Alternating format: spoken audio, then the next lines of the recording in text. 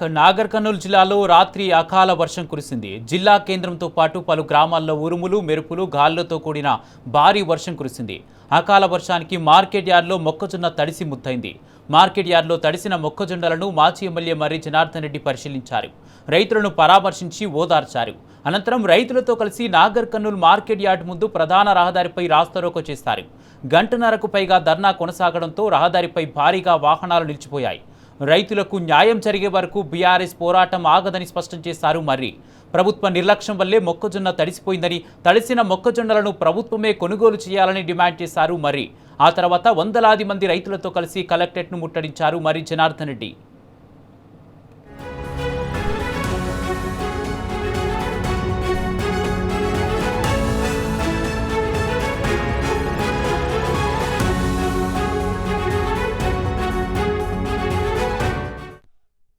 ప్రభుత్వం మొద్దు నిద్రపోతుంది.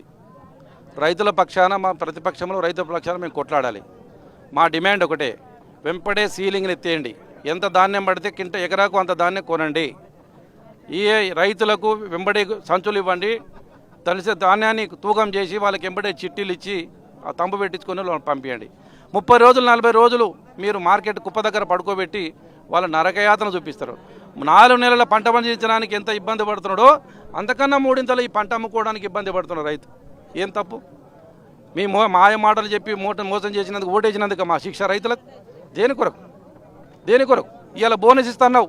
ఇవాళ 2400 ప్లస్ 500 2900 రూపాయలు బోనస్ రాసి మార్కెట్ యార్డులకు రైతు వచ్చి 20 క్వింటాలు అమ్మితే 20 క్వింటాలు 2400 ప్లస్ 500 20 క్వింటాలకు 500 రూపాయలు బోనస్ ఇవ్వాలి. బోనస్ ఎందుకు ఇస్తలేవు మరి నువ్వు? ఎవరైనా అడగనీకపోతే పోలీసు వాళ్ళని పెట్టి మమ్మల్ని రైతులను బెదిరిస్తున్నారు.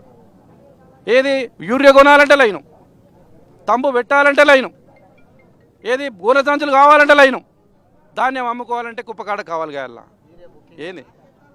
ఏది ప్రజాపాలన, క్యూ లైన్ల పాలన? ఎవరికి ఎక్కడ తీసుకుపోతున్నారు? అధికారులకు పట్టింపు లేదు, ప్రజాప్రతినిధులకు పట్టింపు లేదు.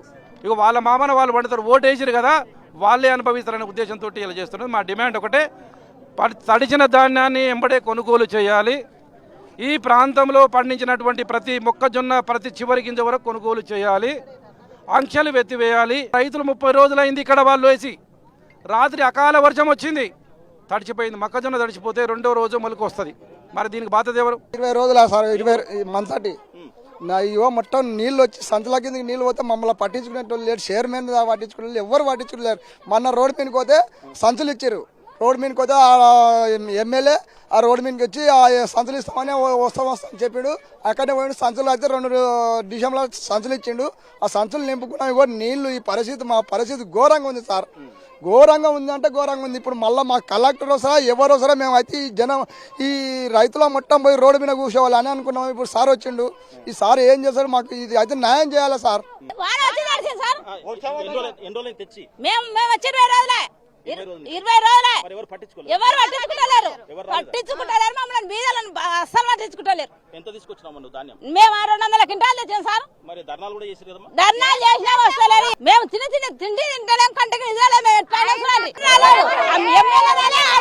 చెప్ప తీసుకునేంత ఎవరైతే చెప్ప తీసుకునేంత ఎమ్మెల్యే చెప్ప తీసుకునేంత ఇప్పటి వరకు రాలేడు. మమ్మల్ని ఎందుకు ఇంత పరిస్థితి చేస్తున్నారు? మా పిల్లలు పాడవుతున్నారు, మా మొగలు పాడవుతున్నారు. మా మొగలు మేము ఈడ నా దగ్గర 150 సంచి ఉంది. 150 సంచి నేను దగ్గర 25 రోజులు అయితే తీసుకొచ్చి ఆరబోసినాక మొన్న ధర్నా చేసాం. మొన్న బార్దాన్ని ఇచ్చారు. మొన్న బార్దాన్ని ఇస్తే నింపి కుట్టు పెట్టించిన, మళ్ళీ అమ్మాలీలో వేసి నేను నెట్ కట్టించిన. అట్లా నాకు 15,000 వచ్చింది. 15,000 వచ్చింది. ఇప్పుడు మొత్తం నానింది. నానితే మళ్ళీ ఇప్పుడు ఇప్పి ఆరబోసి మళ్ళీ కుట్లే అని అంటున్నాడు. అంటే మరి నేను ఎప్పుడు ఎట్లా ఇప్పుడు పోసి ఎట్లా ఎత్తాలి? ఇప్పుడు ఆ 15,000 నేను ఎట్లా కట్టుకోవాలి? మళ్ళీ 15,000 అవుతున్నాయి. ఇప్పుడు మీకు చూపిస్తా. ఇప్పుడు ఇది ఎవరికి కట్టించారు? ఈ రేకుల షెడ్లు రైతులకే కదా. కోంట్రోళ్ళకి ఎన్ని లారీలు చూపిస్తా. వాళ్ళకేమో రేకుల షెడ్ల కింద ఉంటుంది.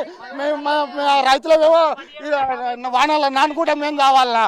అంతకుముందు మంచిగా ఉన్నది. ఎప్పుడు లారీలు అప్పుడు పోయినాయి. ఎప్పుడు ఇబ్బంది కాలే మాకు. ఇప్పటికే కాలేదు. ఇప్పుడు